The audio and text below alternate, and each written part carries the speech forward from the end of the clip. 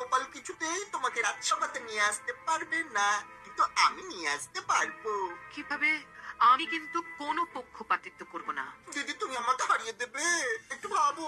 বাবা তোমার কাছে আমাকে পাঠিয়েছে আমাকে রাজা হবার উপযুক্ত করে তোলার জন্য। ঠিক আছে, তাহলে আমারও একটা শর্ত আছে। তুমি যদি হেরে যাও তাহলে গোপালের সহকারী হয়ে তোমায় কাজ শিখতে হবে। রাজি? ঠিক আছে আমি রাজি, জিতবো তো আমি। এ কোন ধর্ম সংকটে ফেললে ভগবান? একদিকে চন্দ্রকেতু আর একদিকে গোপাল। আমি মনে প্রাণে চাইছি যে এমন কিছু একটা ঘটুক যাতে সাপও মরে আর লাঠিও না ভাঙে।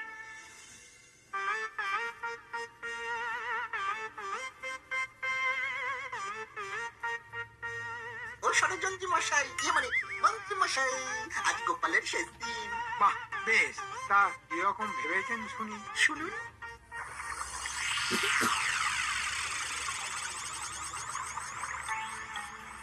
মহারাজ, আপনাকে এত চিন্তাগ্রস্ত দেখছি যে, কি ব্যাপার? আমি আমি খুব চিন্তায় আছি গোপাল। কিসের চিন্তা মহারাজ? চিন্তা কি আর একটা গোপাল, আমার এখন চিন্তা বাড়িয়ে দিয়েছে আমার ওই শ্যালক। কে যে তোমার সম্পর্কে ওকে ভুল বুঝিয়েছে কে জানে। কে আবার ভুল বুঝাবে মন্ত্রী মশাই ছাড়া? হ্যাঁ, আপনার শ্যালকের ভুল অচিরেই ভাঙবে মহারাজ। মন্ত্রী মশাই গেলেন কোথায় আমাদের অনাথ করে?